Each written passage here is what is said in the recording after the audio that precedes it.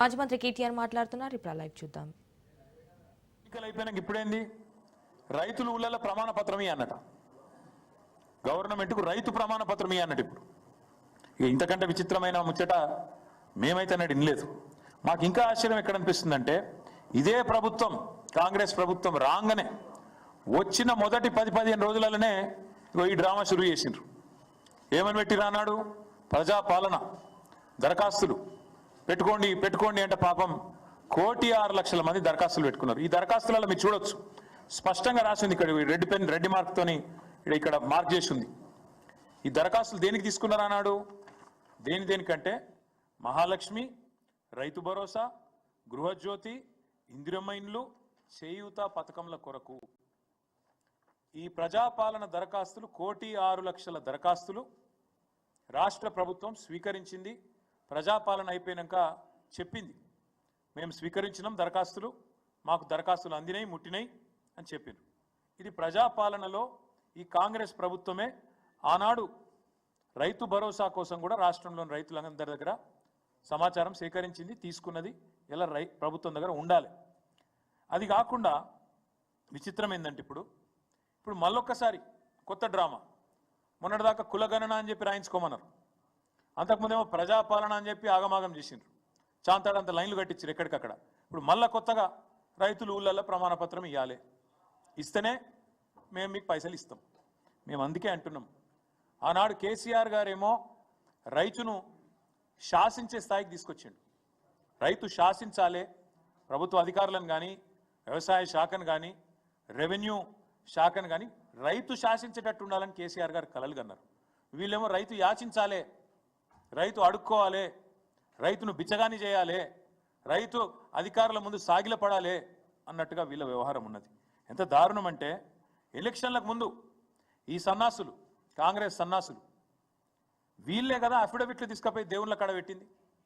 ఆ రోజు వీళ్ళే కదా డిక్లరేషన్లు అని చెప్పి దేవుళ్ళ మీద ఒట్లేసుకొని దేవుళ్ళ కాడ పెట్టి పూజలు చేసి మేము రాగానే మొత్తం చేస్తామని చెప్పింది వీళ్ళే కదా. ఇవాళ ఆ డిక్లరేషన్లు ఏమో మాయమైనాయి. ఇవాళ రైతు ప్రమాణ పత్రం రాసియాలనే ఒక దిక్కుమాలిన విధానాన్ని వీళ్ళు తీసుకొని వస్తూ ఉన్నారు. అందుకే ఈ రాష్ట్ర ప్రభుత్వం రేపు ఈ రైతు భరోసా మీద ఇంతవరకు ఒక్క పైసా కూడా వేయలే. మళ్ళీ చెప్తున్నా నేను, కాంగ్రెస్ ప్రభుత్వం వచ్చినాక రైతు భరోసా ఒక్క రూపాయి కూడా మీరు ఇవ్వలేదు. ఆనాడు 7,600 కోట్లు వానాకాలం మీరు ఎగ్గొట్టిండ్రు, మీకు తెలుసు, రైతులకు తెలుసు, మీకు తెలుసు, మాకు తెలుసు. అది కూడా మీరు ఇవ్వాలి. ఇప్పుడు రైతు బంధు రూపంలో వానాకాలం ఇవ్వాల్సిన 7,600 కోట్లు మీరు ఇవ్వలేదు, తప్పించుకునే ప్రయత్నం చేసిండ్రు, వదిలిపెట్టాం.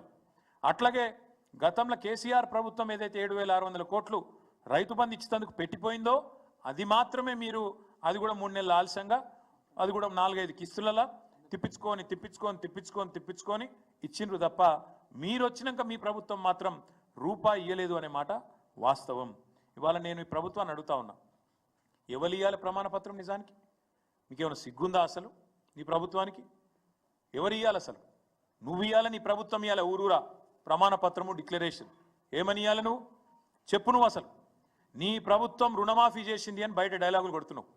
పెట్టు ఊళ్ళల్లో లిస్టు, ఏ ఊళ్ళో ఏ రైతుకు ఎంత రుణమాఫీ అయిందో దమ్ముంటే పెట్టు లిస్టు. ఏ ఊరిలో ఏ రైతుకు నీ ప్రభుత్వం ఎంత రుణమాఫీ చేసింది, ఎన్ని ఎకరాలకు చేసింది, ఎన్ని లక్షలకు చేసింది పెట్టు దమ్ముంటే.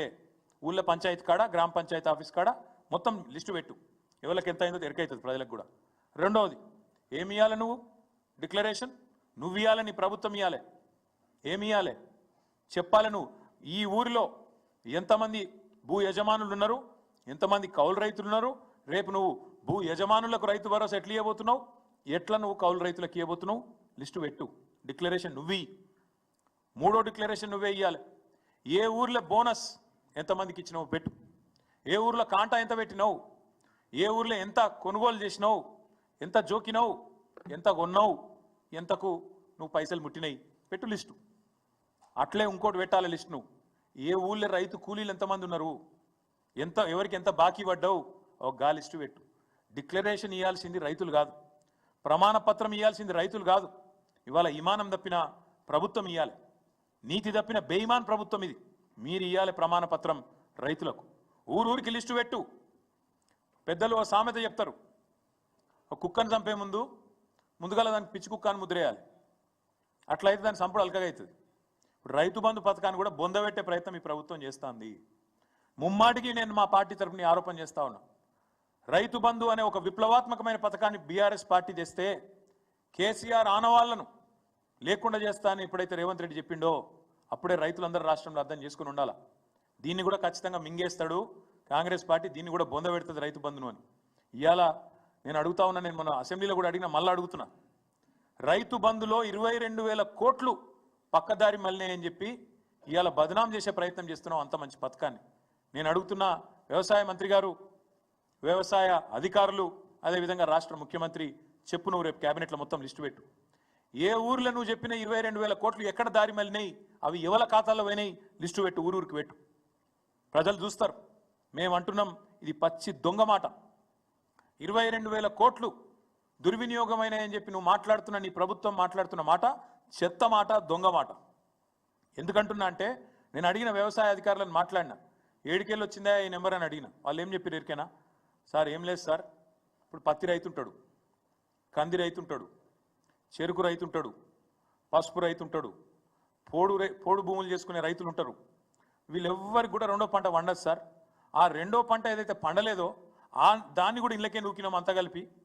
రెండో పంట పండకపోయినా మీ ప్రభుత్వం ఉన్నప్పుడు మీరేం చేసిండ్రు?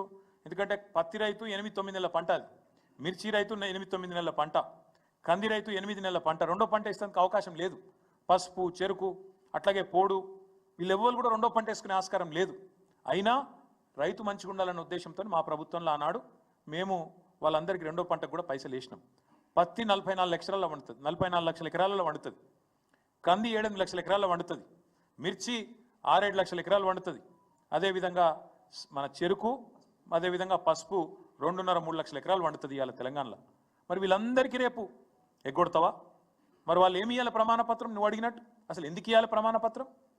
మేము అడుగుతున్నాం. ఇవ్వాలి ఈ లెక్కలన్నీ దాచిపెట్టి ఈ పైసలు ఏవైతే మేము వేసినామో అవన్నీ దుర్వినియోగమైనాయని చెప్పి క్రషర్లకు పోయినాయి, రియల్ ఎస్టేట్కి పోయినాయి, గుట్టలకు పోయినాయి, రాళ్ళు రప్పలకు పోయినాయి అని అడ్డమైన దౌర్భాగ్య భాష ఏదైతే ప్రభుత్వం మాట్లాడుతుందో ఇది కేవలం రైతు బంధు పథకాన్ని బొందబెట్టేందుకే.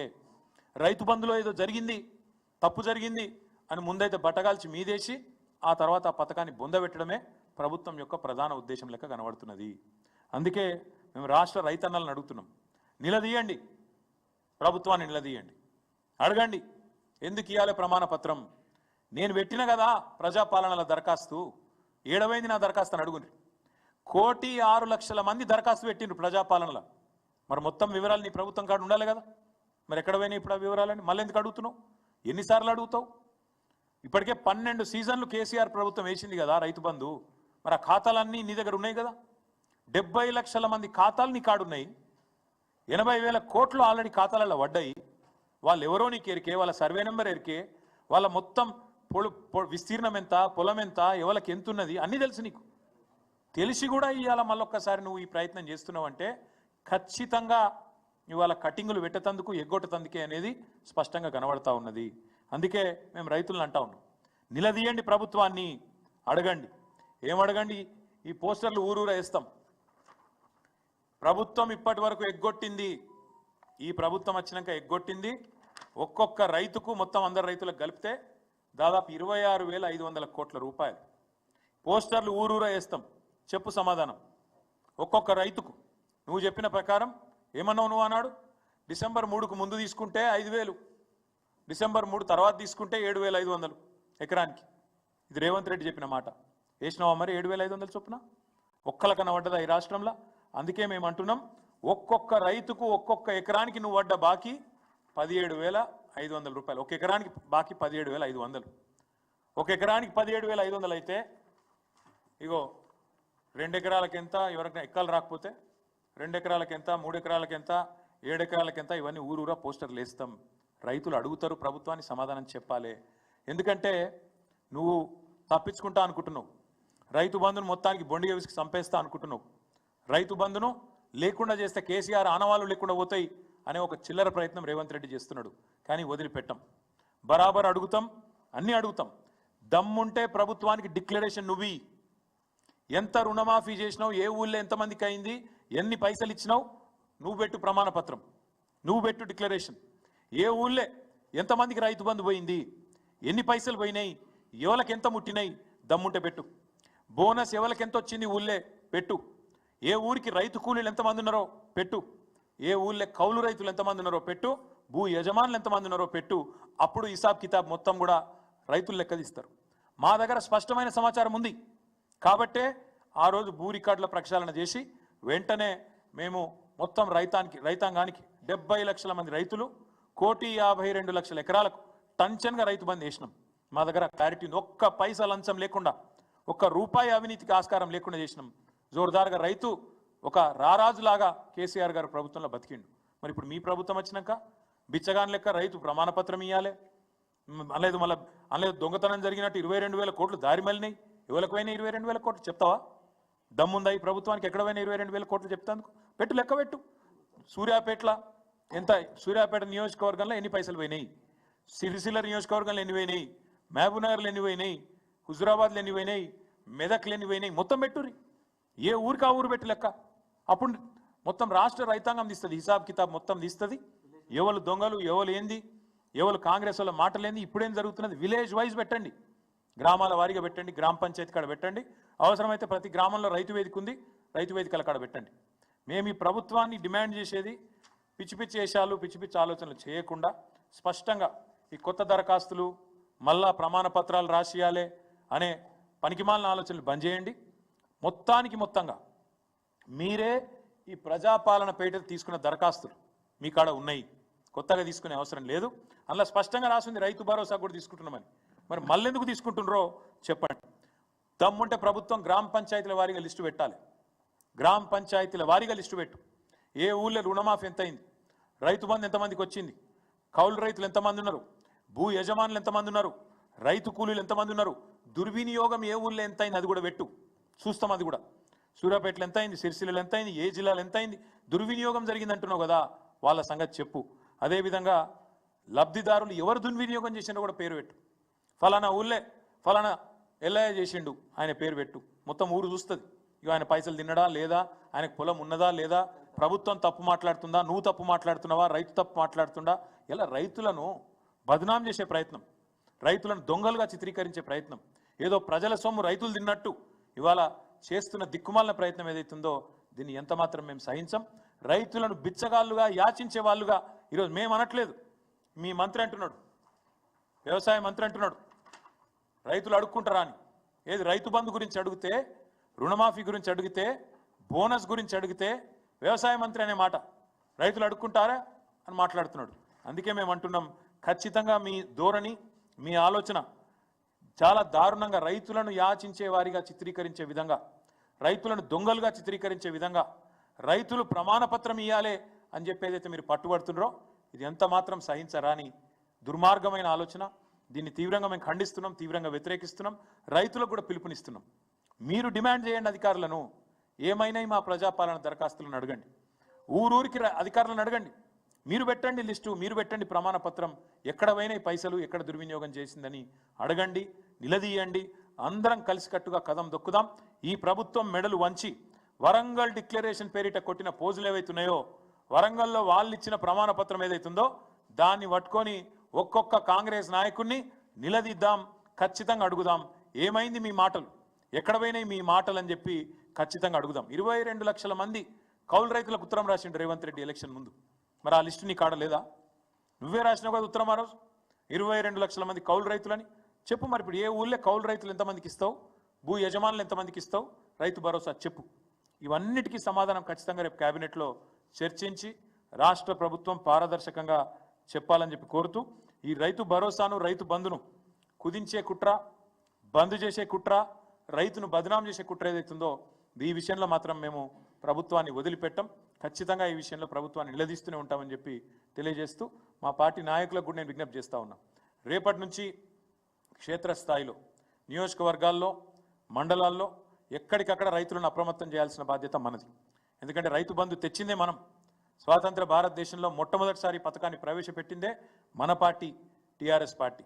తప్పకుండా కేసీఆర్ గారి మానస పుత్రిక అయిన ఈ స్కీమును ఎవరు దీన్ని బొందబెట్టే ప్రయత్నం చేసినా, ఎవరు రైతులను దొంగగా చిత్రీకరించే ప్రయత్నం చేసినా సహించే ప్రసక్తి లేదు. ఏ ఊరికి ఆ ఊరు, ఏ మండలం కా మండలం, ఏ నియోజకవర్గానికి ఆ నియోజకవర్గం అందరం కదం దొక్కుదాం, రైతులను చైతన్యవంతుల్ని చేద్దాం. ఖచ్చితంగా సంక్రాంతి లోపలనే ప్రభుత్వం మెడలు వంచి ప్రతి రైతుకి, అర్హుడైన ప్రతి రైతుకి ఖచ్చితంగా రైతు భరోసా వీళ్ళు బాకీ పడ్డది ఎకరానికి 17,500 రూపాయలు బాకీ పడ్డరు, అది ఇప్పించే ప్రయత్నం కూడా మనమే చేయాలని చెప్పి కూడా తెలియజేస్తూ, మరి రేపు క్యాబినెట్లో సరైన నిర్ణయం తీసుకొని బుద్ధి తక్కువ ఆలోచనలు చేయొద్దని ప్రభుత్వానికి కూడా విజ్ఞప్తి చేస్తూ మీ అందరికీ కూడా ధన్యవాదాలు. బ్రదర్, రేపు నేనేమంటున్నా, రేపు క్యాబినెట్ తర్వాత ప్రభుత్వం ఎవరికి ఇస్తుంది, ఎవరికి ఎత్తగొడుతుంది అన్నీ తెలుస్తాయి. మాకున్న ఇన్ఫర్మేషన్ నేను చెప్తున్నా, ఈ స్కీమ్ను మొత్తానికి బొందబెట్టాలనేది వాళ్ళ ఆలోచన. ఇక మాకున్న ఇన్ఫర్మేషన్ గది. ఒక సేమ్ రుణమాఫీ చేసినామన్నారు. ఇప్పుడు 49,500 కోట్ల రుణమాఫీని 12,000 కోట్లు ఇచ్చి అయిపోయిందని ఎత్తగొట్టుకున్నారు. చారాన ఇచ్చి మొత్తం అయిపోయిందని రూపాయి అంత కట్టినామని చెప్పి నరికిండ్రు. ఇప్పుడు కూడా మళ్ళీ అదే ప్రయత్నం చేస్తుండ్రు. మేమేమంటున్నామంటే రైతులను, మీరు ఆల్రెడీ మొత్తం ఇన్ఫర్మేషన్ ప్రభుత్వం కాడ ఉంది. ఎవరికి ఎంత భూమి ఉన్నది, ఎవరు కౌలు రైతు, ఎవరి ఖాతా నెంబర్ ఏంది, ఎవరికి రైతు బంధు ఎంత ముట్టింది, మీరు ప్రజాపాలనలో దరఖాస్తులు ఎప్పుడు ఇచ్చిండ్రు, ఇవన్నీ ప్రభుత్వం కాడ ఉన్నాయి. కొత్తగా ఎందుకు మళ్ళీ ప్రమాణ పత్రం రాసి చేయాలో మాకైతే అర్థమవుతలేదు. అదేదో రైతులు దొంగలు అన్నట్టు మళ్ళీ వాళ్ళు తప్పిదారి ఆ ప్రమాణ పత్రంలో మళ్ళీ ఏమన్నా ఉంటే రేపు కేసు పెట్టేటట్టు, రేపు ఏమైనా ఆగం చేసేటట్టు మళ్ళీ ప్రభుత్వం ఏం ఆలోచన చేస్తుందో మనకు తెలియదు. అందుకే భయపెట్టే ప్రయత్నం ఏదైతే చేస్తుందో రైతులను, తప్పకుండా దీన్ని మా పార్టీ తరఫున నిరసిస్తాము, తప్పకుండా ప్రతిఘటిస్తాం.